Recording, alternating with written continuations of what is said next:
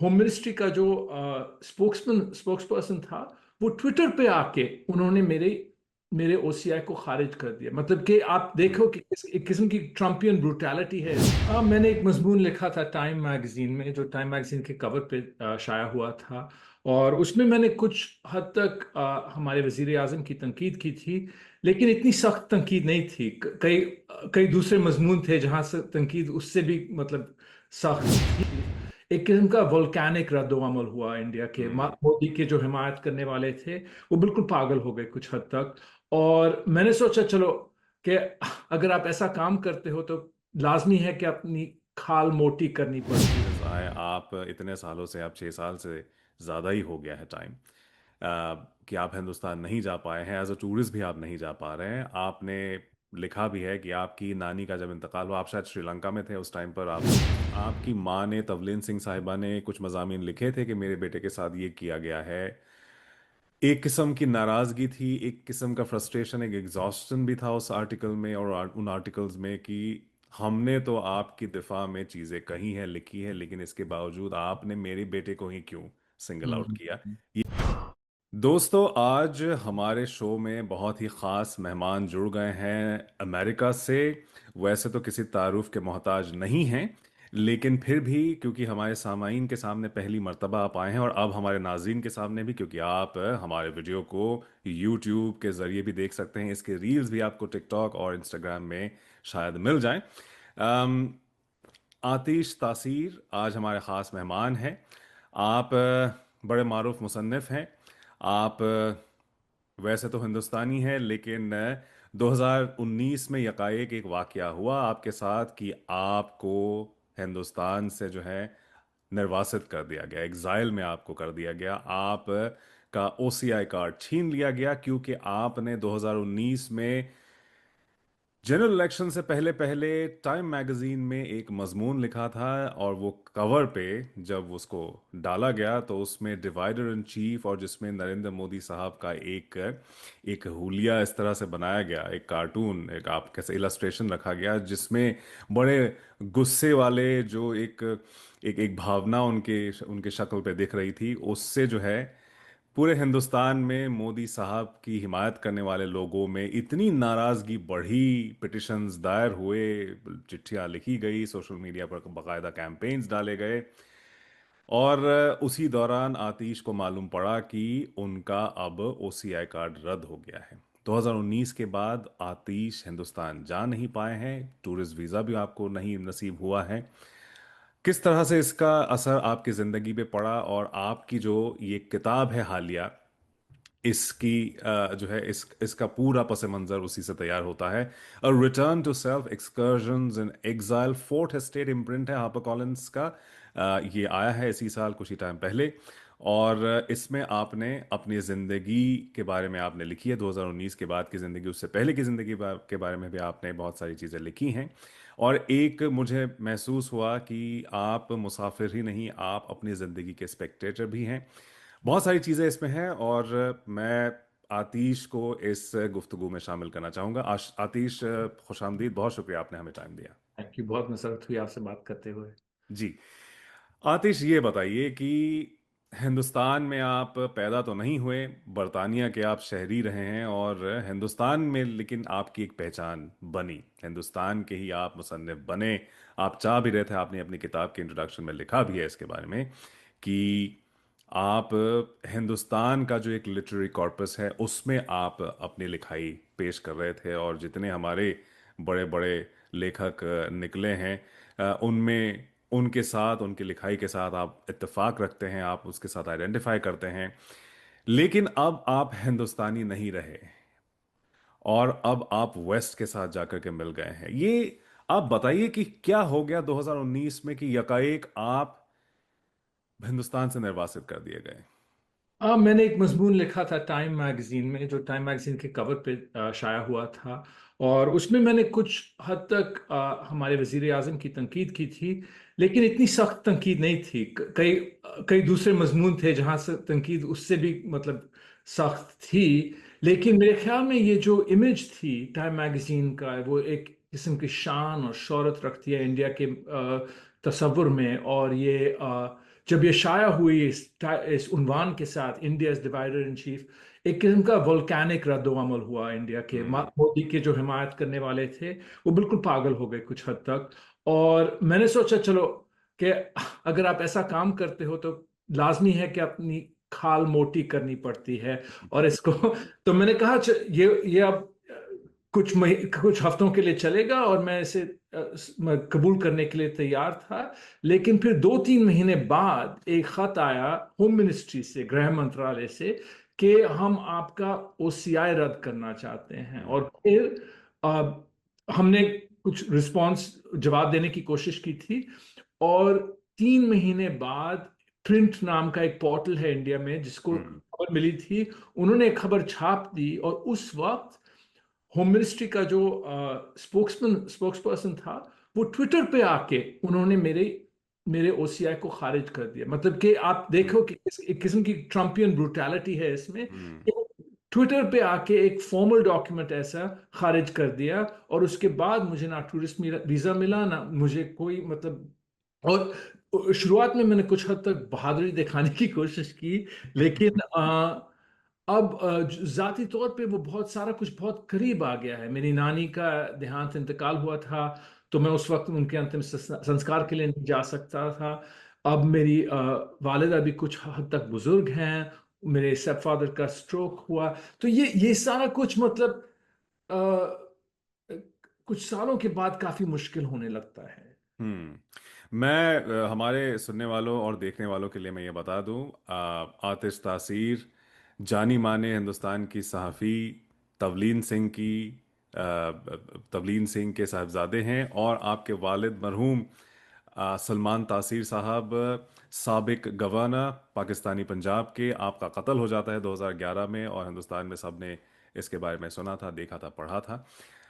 तो एक पाकिस्तानी फादर, एक इंडियन मदर, ये एक पहले ही एक बड़ा लीडल कॉम्बिनेशन आपकी जिंदगी में हो जाता है आतिश। बेहद जबरदस्त।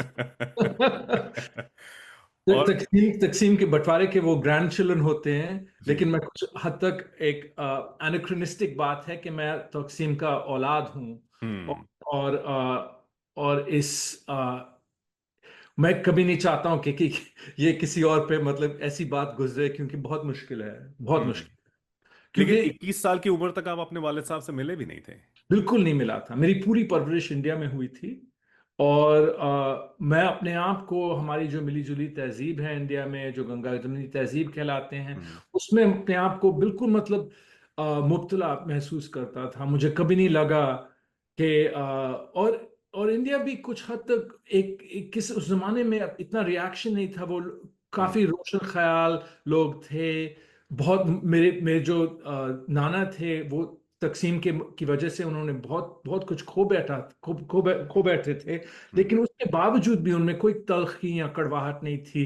वो मुसलमानों की तरफ, मुसलमानों की मुतालिक बहुत मोहब्बत दिखाते थे, पाकिस्तानियों की तरफ भी। तो ये सब जो माहौल इस हद तक बिगड़ गया है, हम्म। वो मेरी परवरिश का एक हिस्सा नहीं था। हम्म। और आपके नाना जो थे वो पाकिस्तान के खिलाफ लड़े भी थे, लेकिन फिर भी आपके लिए जो है कोई ऐसी उनकी कंडक्ट में कोई ऐसा कोई कोई तलखी, कोई कोई मतलब नेगेटिव आपकी तरफ कोई रवैया आपने नहीं महसूस किया कभी?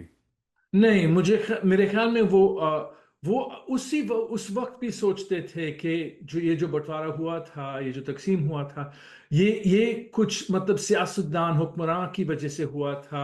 और लोगों के बीच में अभी भी बहुत मोहब्बत थी, बहुत रस्म व रिवाज थे, लिबास थे, गाने थे, जबान एक थी। तो ये हम्म।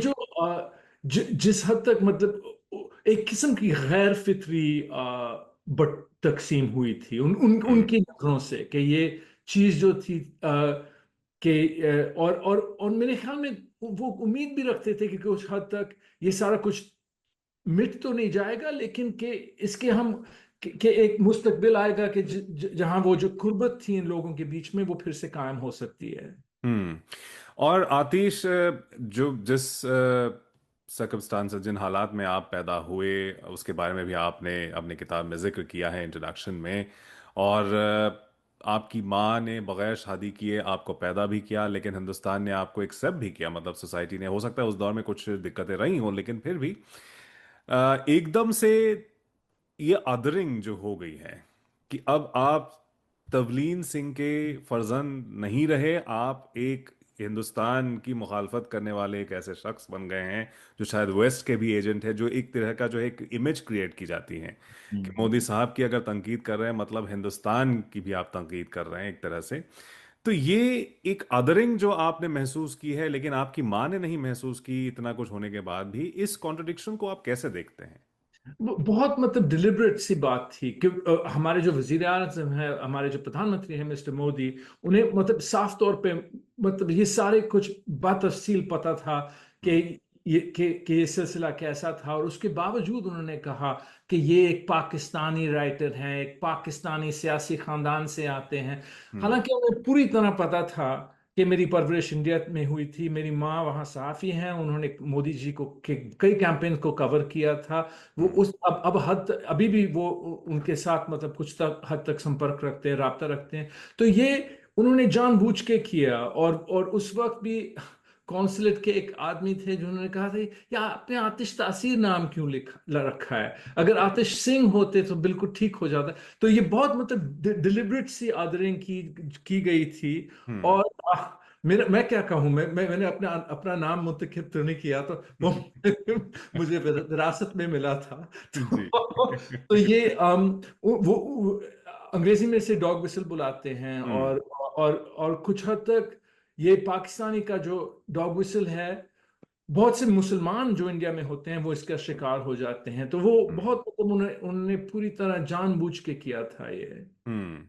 और मेरा रेपुटेशन बिल्कुल तबाह हो गया। मैं इंडिया में ना सिर्फ मुसन्निफ था, लेकिन मैं वहाँ एक मुतरजम था। मैंने मैंने मक्तों के कहानियां के अफसाने का जी। तर्जुमा किया था।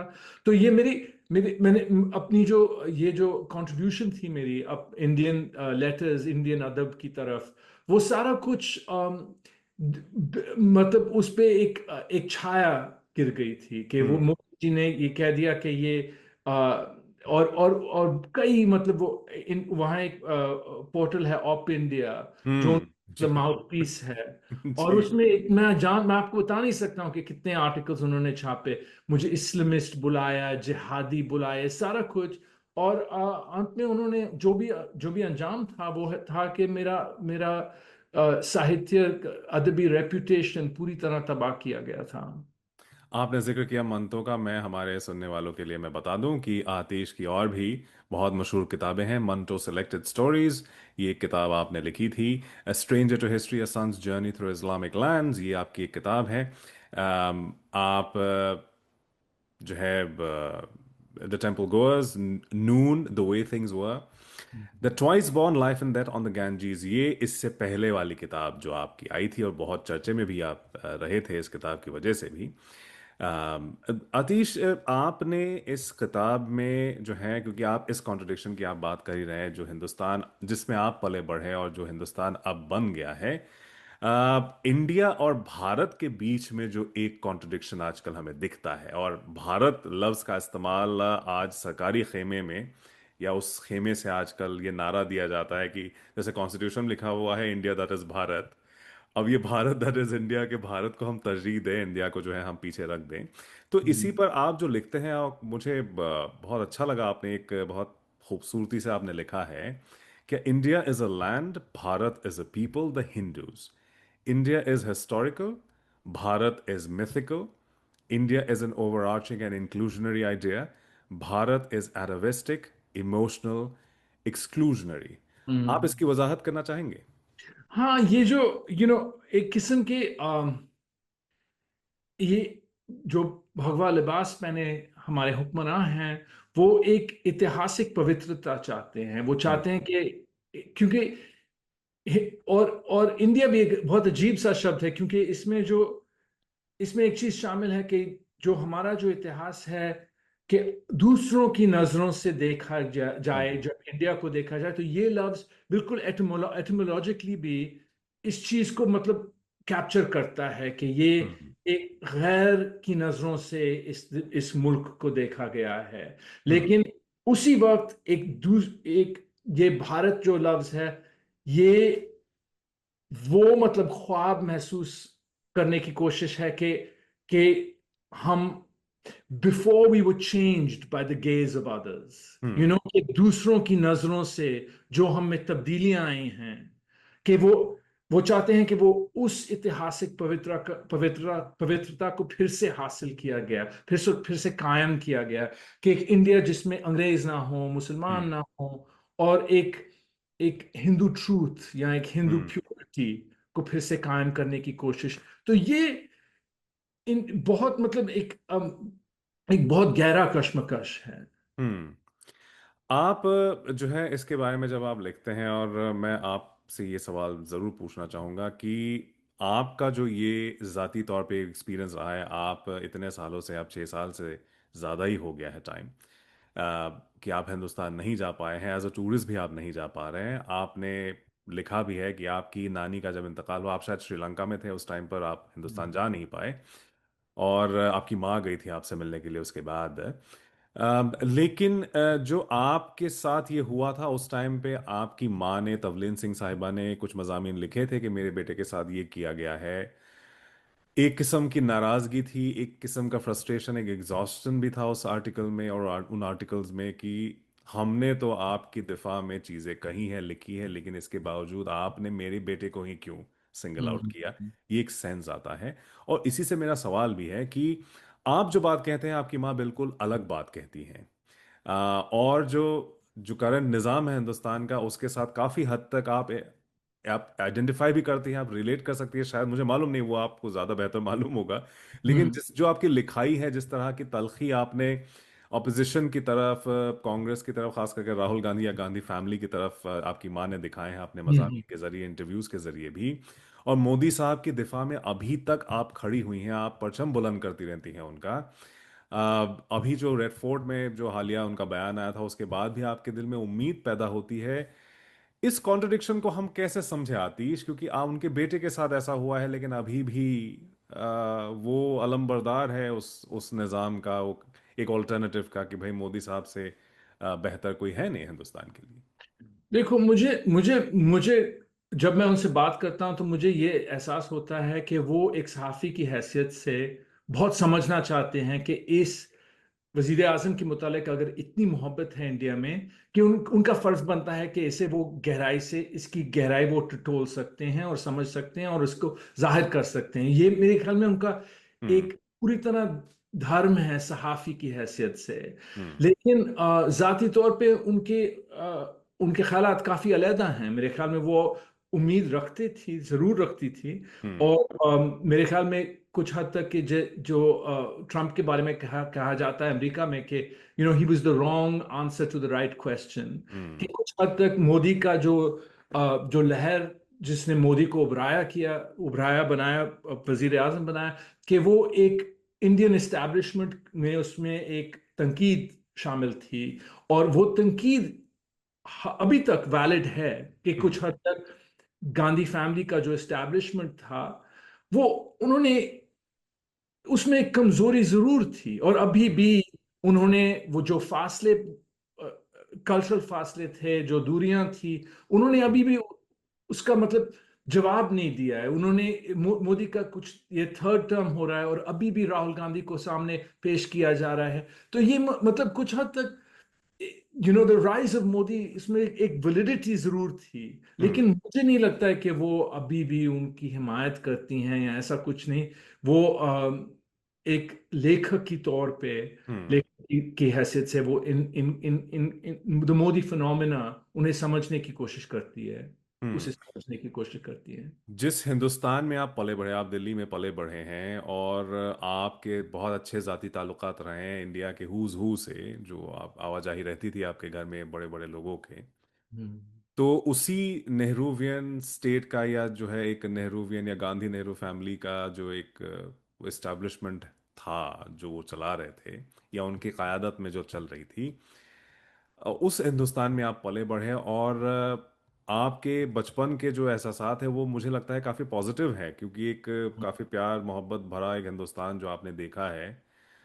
तो ये मैं समझ नहीं पाता हूँ, क्योंकि मतलब गांधी फैमिली की तरफ से भी आप लोगों को शायद कोई ऐसी कोई बात नहीं हुई है जिससे जो है कोई जाती तौर पे आपकी दुश्मनी हो या कोई तलखी हो मिसेस नहीं नहीं गांधी। नहीं, बिल्कुल नहीं। सच बोलूं तो सोनिया गांधी की तरफ से हमें कभी कुछ मोहब्बत के से सिवाय कभी कुछ नहीं मिला है। हम्म। उन्होंने बहुत बहुत बहुत प्यार और मोहब्बत और दोस्ती दिखाई।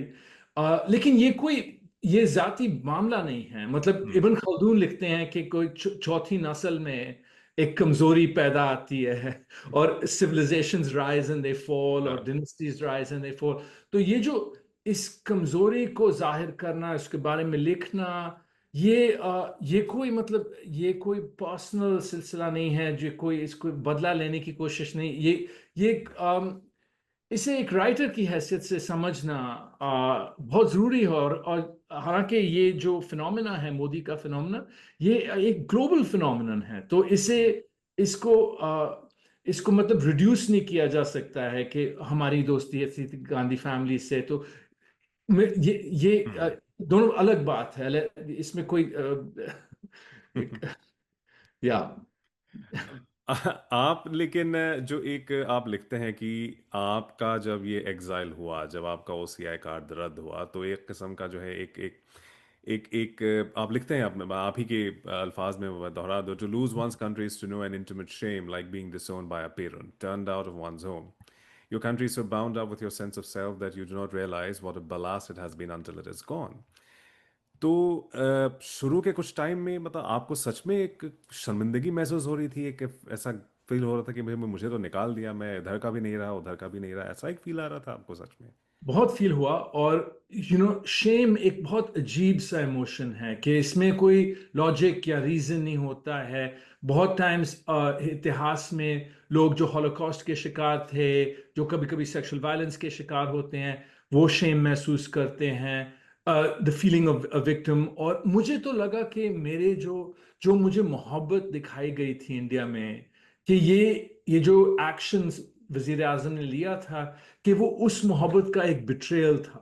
कि हम्म। मुझे लगा कि ये सारे लोगों ने जो जो कुर्बत मैंने महसूस की, और कि अचानक से मतलब एक क्षण में मुझे एक एक किस्म का एलियन या आउटसाइडर की नजर में पेश किया गया था इंडिया में। और मुझे बहुत गम महसूस हुआ, क्योंकि मुझे लगा कि ये मेरी पूरी परवरिश का एक बिट्रेयल था। और हम्म। जो शेम महसूस किया जाता है, वो उसमें कोई मतलब कोई लॉजिकल एक्सप्लेनेशन नहीं है। लेकिन ये इमोशन जरूर मुझ पे मतलब बहुत बहुत बहुत मतलब बहुत हम्म। शक्तिशाली, पावर, ताकतमंद इमोशन सा मुझ में फील हुआ उस वक्त। हम्म। और ये कब तक रहा? क्योंकि आप किताब में ये भी लिखते हैं कि, जो मैं पढ़ देना चाहूंगा हमारे सुनने वालों के लिए, कि I do not know which category I fall into, but as the reality of not being able to go home set in, an unexpected emotion crept over me. I felt relief. The burden hmm of trying to fit into India, of forever apologizing for its shortcomings, apologizing for my own westernization, was suddenly lifted from me. The West, in turn, was no longer some dirty secret that I could enjoy only at the detriment of the real India. It was all I had. I was home. ये हम्म। Feeling कब आया आप में? ये ये बिल्कुल मतलब ये जो रिलीफ है और शेम है, ये सारा कुछ साइड बाय साइड महसूस हुआ, किया गया। और मैंने इसका मतलब कंपैरिजन किया है मेरे वालिद साहब के मुतालिक, हम्म। कि द प्रेशर टू बिलोंग, कि हम्म। हम और ये हमने पहले भी जिक्र किया था इसका, जो हम ऐतिहासिक प्योरिटी के बारे में बात कर रहे थे, तारीखी प्योरिटी। इसमें एक और लफ्ज भी शामिल होता है कि ऑथेंटिसिटी, कि हम हम्म। हर वक्त इंडिया में ऑथेंटिसिटी खोज रहे हैं। कि हम हर वक्त जो भी हम चाहे एसी चला लें और लोग कहते हैं हाय आप असली इंडियन नहीं हो, हम्म। विदेश गए हो आप असली इंडियन नहीं हो, आपने ये किया है आप असली। तो ये जो इस असलियत की जो खोज में है, वो एक नफसियाती प्रेशर डालता है। एक एक हमारी जो पर्सनालिटी है, हम हर वक्त एक किस्म की शर्मिंदगी महसूस करते हैं कि हम इस प्योरिटी के काबिल नहीं हैं। और हम्म। एक क्षण में जब वो सारा कुछ मुझसे मतलब वो सारा कुछ वो सारा मामला मतलब रद्द हो गया, खारिज हो गया, मुझे एक इंडिविजुअलिटी की जो रिलीफ है वो हम्म। मुझे महसूस हुई। मैं कि हमने कहा कि मुझे अब किसी चीज के बारे में शर्मिंदगी दिखाने की कोई जरूरत नहीं है, चाहे मैं मुसलमान हूँ, चाहे मैं अंग्रेजी कल्चर के प्रकार से हम्म। प्रभावित हूँ। ये सारा कुछ मेरा मेरी इंडिविजुअलिटी का एक हिस्सा है, और मैं इसे काट काट के नहीं सेपरेट करना चाहता हूँ। मैं ऑथेंटिसिटी के खोज में अब नहीं जाने वाला हूँ। हम्म। और ये बहुत पावरफुली आपने इस बात को कही है, बहुत शुक्रिया ये कहने के लिए।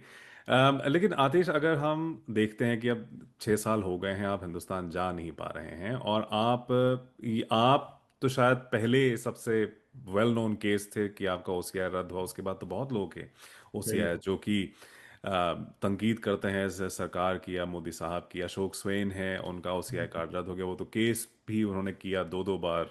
केस जीतने के बाद उन पे ट्रैवल बैन डाला गया। जी। हाँ। और फिर हमने इंडिया में भी देखा है ऐसे लोग जो कि जो है एहतजाज जिन्होंने किया सरकार के खिलाफ या किसी लॉ के खिलाफ। अभी तक ऐसे बहुत सारे लोग, अब बस दिल्ली हाई कोर्ट का एक फैसला आया जिसमें बेल खालिद के मुतालिक, हाँ। खालिद के मुतालिक, और ऐसे बहुत से लोग थे। नताशा नरवाल थी, मुझे याद है, उनके फादर साहब कोविड से लड़ रहे थे, मर रहे थे, लेकिन उनको मिलने के लिए इजाज़त नहीं दी गई। आखिरकार सिर्फ क्रिमेशन के टाइम के उनको जाने की इजाज़त मिली। सिद्दीक कप्पन, एक जर्नलिस्ट जो कि ऐसे पकड़ लिए गए थे और आखिरी वक्त तक उनके घर में जाने की इजाज़त नहीं दी गई। तो ये एक पैटर्न हमें दिखता है। आप भी अपनी नानी माँ से मिल नहीं पाए आखिर वक्त में। शेर सुनाओ जी, बिल्कुल इरशाद। जुल्मत के बारे में। है उफक, सरूद बारामांफी का एक सियासी शेर हम्म। है उफक पर एक संगे आफताब आने की देर, टूट कर मानिंदे आईना बिखर जाएगी रात। जो भी हैं जुल्मत परस्त, जो भी हैं परवरदाए शब, वो तो जाएंगे उसी जानिब जिधर जाएगी रात। माशाल्लाह, क्या बात है। बहुत तो ये खूबसूरत। ये जो ये जो जुल्म इस वक्त हम सब महसूस कर रहे हैं इंडिया में, वो ये उसके मुतालिक लिखा गया जो सियासी जुल्म अभी इंडिया में पेश आया है। हम्म। आप टर्की भी जाते हैं, आप बहुत सारी चीज़ों का वहाँ के में भी जिक्र करते हैं, और एर्दोगान साहब का जिक्र आप करते हैं, और आप कुछ सिमिलैरिटीज़ देखते हैं कि हिंदुस्तान में जो चीज़ें हो रही हैं तुर्की में भी वो हो रही हैं। जिस तरह से जो है एक डियर लीडर का उरूज, फिर क्रशिंग ऑफ डिसेंट, एक आज़ाद ख्यालात वाला एक तरक्की पसंद देश जिस तरह से तब्दील हो जाता है एक क़दामत पसंद लोगों के तबके के पास जो है सियासी ताकत आ जाती है, तो फिर किस तरह से बदलाव आता है। तो आप कुछ मवाजना करना चाहेंगे कि हिंदुस्तान में और ये, या फिर बहुत वो अलग अलग है बहुत? नहीं, बहुत सिमिलैरिटीज हैं उस हम्म। हद तक कि वो जो उनका जो कैमलिस्ट सेक्युलर एलीट था, हम्म। वो कुछ कुछ हद तक उन्होंने इस किस्म के जो जो दूरियां पैदा हो गई थी हार्टलैंड और शहर के बीच में, अपर क्लास और लोअर क्लास के बीच में, जो कुछ हद तक मतलब मजहबी लोग थे, उनके उनकी तरफ उनके मुतालिक, तो ये जो दूरियां, ये फासले जो पैदा हो गए थे टर्की में, एर्दोगान ने पूरी तरह इनको एक्सप्लॉइट किया, उसे देखा कि इसमें एक सियासी अवसर है, और उसकी वजह से उन्होंने अपना मतलब जो उनका निज़ाम है वो कायम किया वहाँ टर्की में। तो और ये जो जब हुआ था, मैं मेरी एक मुसन्निफ की लाइफ में, मैं मेरी अपनी बिल्कुल वो मेरी इब्तदा थी 2003 में, टर्की में रह रहा था, सफ़रनामा शुरू कर रहा था, स्ट्रेंजर टू हिस्ट्री। और मुझे बहुत मतलब एक किस्म की अपने आप एक किस्मती महसूस की कि मैंने उस पॉलिटिकल मोमेंट को देखा, और बहुत बहुत करीब कुर्बत से देखा। और मुझे महसूस हुआ कि जब इंडिया में जब वो फिनोमेना फिर से शुरू होने लगा, मुझे लगा कि I had a point of comparison, कि हम्म। मैं देख सकता था कि ये जो फॉल्ट लाइंस थी, ये जो लाइंस ऑफ फ्रैक्चर, हम्म। ये जो पॉलिटिकली बहुत आसानी से एक्सप्लॉइट की जा सकती हैं, ये हम्म। मुझे इमीडिएटली नजर आई थी। इसलिए मेरी जो पहली किताबें हैं वो, उनमें एक खौफ पैदा है, क्योंकि एक खौफ मतलब शामिल है कि ये जो क्लास है, it's to some extent inviting its own ruin, it's own destruction. और हम्म। मैंने इसे कुछ हद तक ड्रामेटाइज करने की कोशिश की थी मेरे नॉवेल्स में। जी। अब आतिश, हम आखिर की तरफ आ गए हैं अपनी इंटरव्यू के, और मैं जानना चाहूँगा आपसे, क्योंकि आप राहुल गांधी साहब का जिक्र हो चुका है एक बार, और एक एज एन ऑल्टरनेटिव आजकल उनको पेश किया जा रहा है हिंदुस्तान की ऑल्टरनेटिव मीडिया में ही सही, लेकिन तीसरे तीसरे वक्त पेश किया जा रहा है।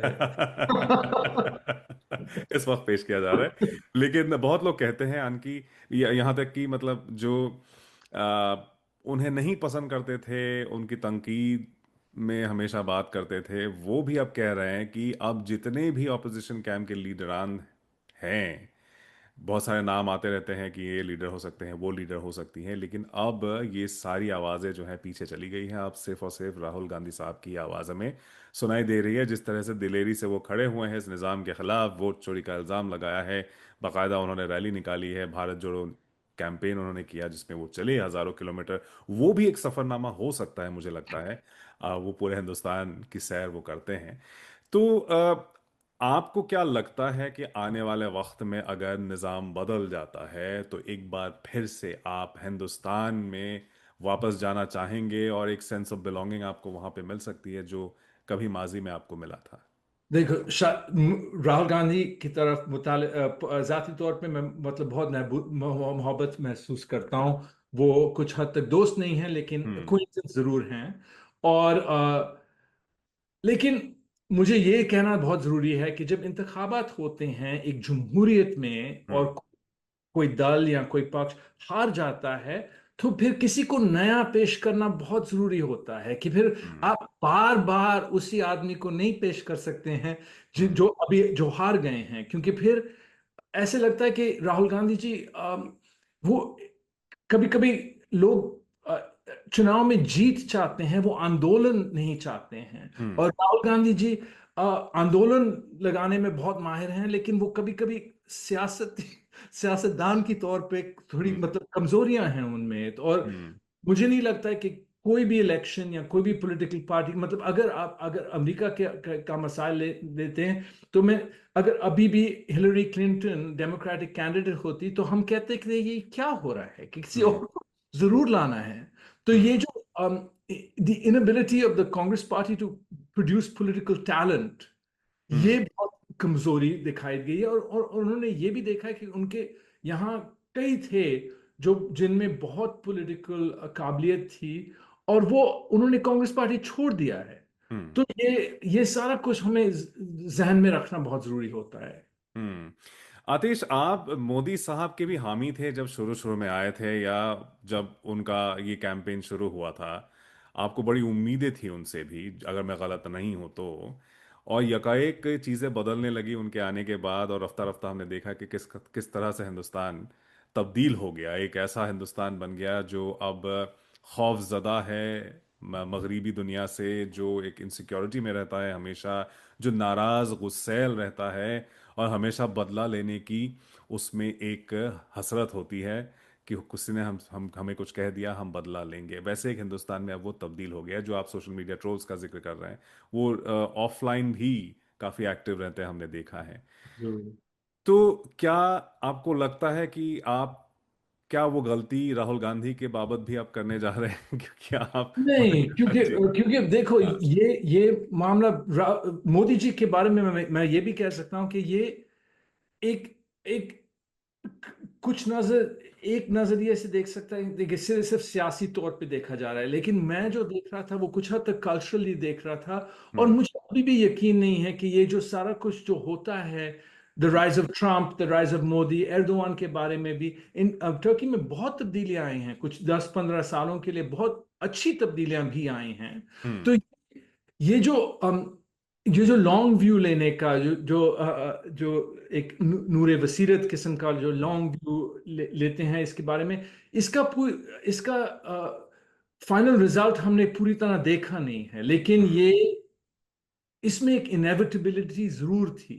हम्म। और मेरे ख्याल में कुछ लोग हैं जो इंडिया में आजकल अपने आप एक बहुत फख्र महसूस करते हैं, कहते हैं कि I feel proud to be Indian as never before. Hmm. और एक मुल्क है जो जिसने कॉलोनाइजेशन का भी तजुर्बा महसूस किया है। तो हम्म। ये मैं जब एक मुसन्निफ की तौर से इन चीजों को देखता हूं, फिर ये एक सियासी मामले तक महदूद नहीं किया जा सकता है। Hmm. Would you be proud of this India though, like others? I think I am curious Hmm. About this. I am Hmm. Curious कि कुछ हो रहा है जो बहुत गहरा हो रहा है। Hmm. और अगर इंडिया की जो इंस्टीट्यूशंस हैं, अगर वो कुछ हद तक कायम रहें और उन्होंने अपने जमहूरियत को तबाह नहीं किया गया है, तो we might look at this period and say कि ये एक इनएविटेबल पीरियड था। Hmm. और because it is a country that's faced this legacy of colonization. Hmm. आतिश तासीर, बहुत शुक्रिया, आपने हमें टाइम दिया। बहुत अच्छा लगा आपसे गुफ्तगू करके। मैं उम्मीद करता हूँ कि आपकी किताब को और भी जो है सक्सेस मिले और फैले भी वो, और भी ऐसी बहुत सारी गुफ्तगू आपके साथ हो। इसी उम्मीद के साथ मैं आपका शुक्रिया अदा करना चाहूँगा एक बार फिर से। मैं भी बहुत खुश हूँ आपसे बात करके। थैंक जी, यू। Thank you.